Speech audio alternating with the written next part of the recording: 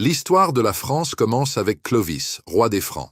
En 481, il succède à son père Childéric Ier et entreprend d'unifier les tribus franques.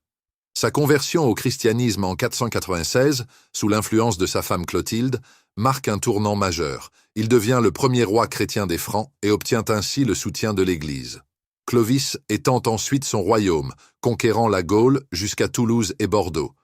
Les Mérovingiens règnent donc sur un vaste territoire, jetant les bases de la future France. En 751, Pépin le Bref, fils de Charles Martel, usurpe le trône mérovingien et fonde la dynastie carolingienne. Mais c'est son fils, Charlemagne, qui brille véritablement. Couronné empereur en 800 par le pape Léon III, il crée l'Empire carolingien, une entité qui couvre la majeure partie de l'Europe occidentale. Charlemagne met en place un système administratif solide et favorise le renouveau intellectuel connu sous le nom de Renaissance carolingienne.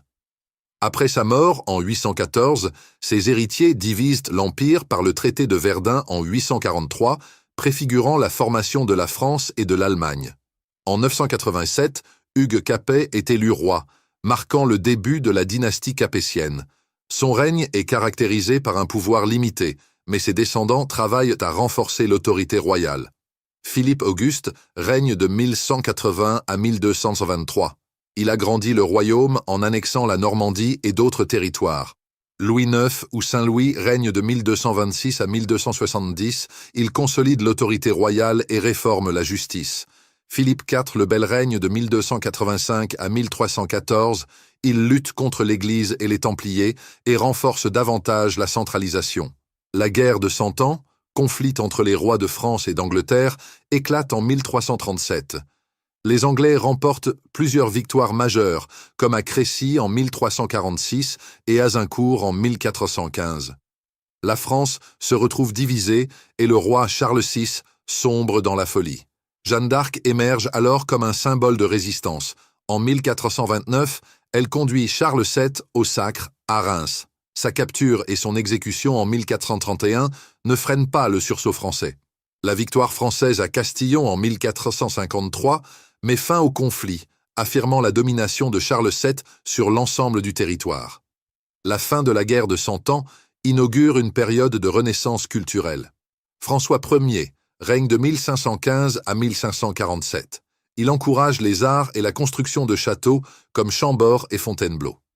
Cependant, les guerres de religion entre catholiques et protestants éclatent en 1562, plongeant le pays dans le chaos. Le massacre de la Saint-Barthélemy en 1572 illustre la violence de cette époque. Henri IV arrive au pouvoir en 1589 et règne jusqu'en 1610. Henri IV, premier roi de la dynastie des Bourbons, a rétabli la paix en France en promulguant l'édit de Nantes en 1598, accordant ainsi la tolérance religieuse. Le XVIIe siècle est dominé par l'absolutisme des Bourbons. Louis XIII règne de 1610 à 1643 et son ministre Richelieu centralise le pouvoir royal. Ensuite, Louis XIV règne de 1643 à 1715, dit le roi Soleil. Il symbolise l'apogée de la monarchie absolue. Son règne voit la construction de Versailles, la suppression de l'édit de Nantes et des guerres coûteuses qui affaiblissent le royaume. Enfin, Louis XV règne de 1715 à 1774 et Louis XVI règne de 1774 à 1792. Ils n'auront pas apporté les réformes nécessaires, plongeant la France dans une crise financière et politique. La Révolution éclate en 1789 avec la convocation des États généraux. La prise de la Bastille le 14 juillet symbolise le début d'une nouvelle ère. La monarchie est abolie en 1792 et Louis XVI est guillotiné en 1793. La terreur suit sous la direction de Robespierre. Napoléon Bonaparte émerge ensuite pour mettre fin à l'instabilité révolutionnaire. Devenu empereur en 1804, il conquiert l'Europe mais finit par être vaincu en 1815 à Waterloo. Après la chute de Napoléon, la monarchie est restaurée avec Louis XVIII, mais les révolutions de 1830 et 1848 conduisent à l'établissement de la Deuxième République. Napoléon III prend le pouvoir en 1851 et établit le Second Empire. Sa défaite lors de la guerre franco-prussienne en 1870 entraîne la proclamation de la Troisième République. Cette période est marquée par l'expansion coloniale, la laïcité et le scandale de l'affaire Dreyfus. La Première Guerre mondiale de 1914 à 1918 ravage la France, coûtant des millions de vies. La Seconde Guerre mondiale éclate en 1939 et la France est occupée par l'Allemagne en 1940.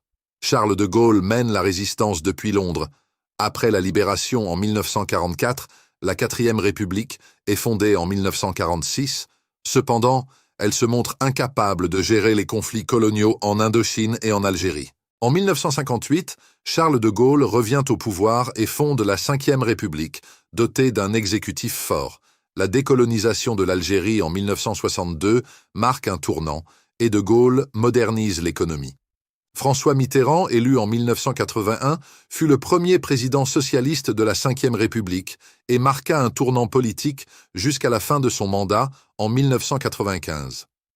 Jacques Chirac lui succéda et présida de 1995 à 2007. Nicolas Sarkozy prit ensuite les rênes du pays, élu président en 2007 et restant en fonction jusqu'en 2012.